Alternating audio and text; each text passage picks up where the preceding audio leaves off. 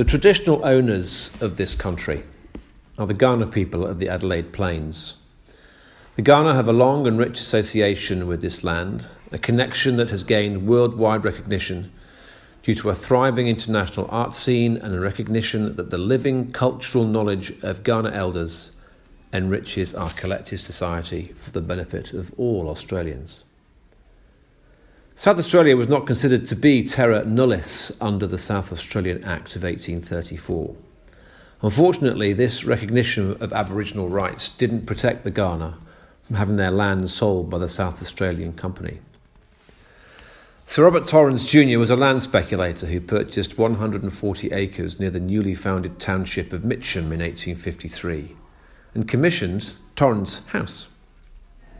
In 1866, Torrens Park was sold to Walter Watson Hughes, the same Hughes who first identified copper ore deposits in South Australia and began the Wallaroo Copper Company.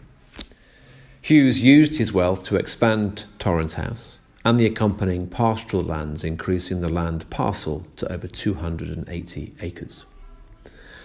Robert Barr Smith, a fellow director of the Wallaroo Mining Company and founding director of Elder Smith, bought the property in 1875, and his family lived here until 1906. The Barr Smiths almost doubled the floor plans of Torrens House to cater for their lavish lifestyle. Mrs. Joanna Barr Smith was known throughout the colony for her soirees, attracting attention in both local press and colonial chronicles. Torrens House was decorated at this time with the furniture and prints from the William Morris Company, and according to their records, the Barr Smiths had the largest collection outside of Britain, with many of these items now located at the Art Gallery of South Australia within the British Decorative Arts Gallery. Torrens House was generously loaned by Barr Smith to the Australian Defence Department as an auxiliary hospital between the war years of 1916 to 1919. During 1919, the Presbyterian Church bought Kaya College, founded in 1902 by headmaster Mr. Hollidge, and changed the school's name to Kaya Scotch, appointing Mr. Norman Grattan as headmaster.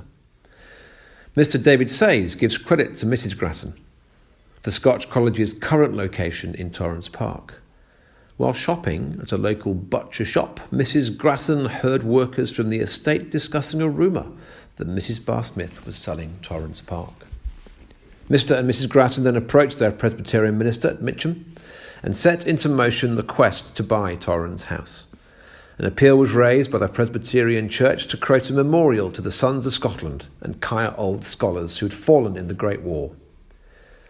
Meanwhile, Presbyterian Church elder Mr. J. W. McGregor purchased Torrens Park with the expectation he would be reimbursed by the successful appeal. Norman Grattan, our first headmaster, supervised the last days of Kaya and led us through the first half of the 20th century. He and his successors have occupied the same rooms under the sturdy tower of Torrens House for 100 years. Scotch College was unusual in that it was officially incorporated under an Act of Parliament in 1922.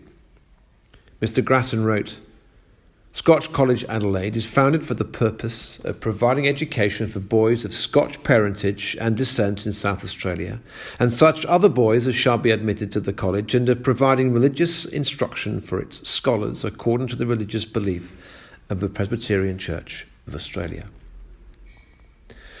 Since becoming a school, Torrens House was for many years the senior boys' boarding house, kitchen and dining rooms.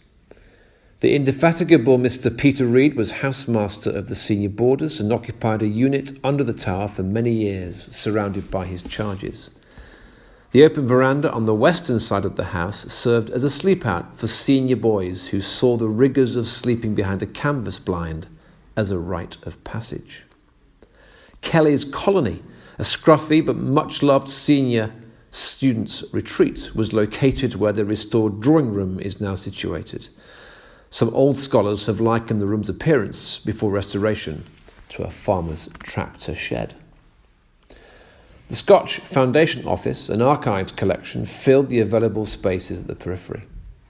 Wes Miles, headmaster from 1975 to 1989, oversaw the restoration of Torrens House, most notably replacement of the leaky tin roof with imported slate and refurbishment of the drawing room and Bar Smith Theatre, which were in a poor condition. $250,000 was spent on these projects as a tribute to the Australian bicentennial year in 1987. Torrens House is no longer a home or boarding house. However, it still contains the dining room, and the smell of fine food may linger after lunch has been prepared for the boarders by our kitchen staff. Mr. Paul Warham supervises the menu and meal preparation, as well as special functions like high tea, bringing a touch of stylishness to each dining experience. The reception area retains the graceful hearth and mantels of a bygone time, but the decor is contemporary, minimalist, cloaked by sandstone grandeur and mullioned windows.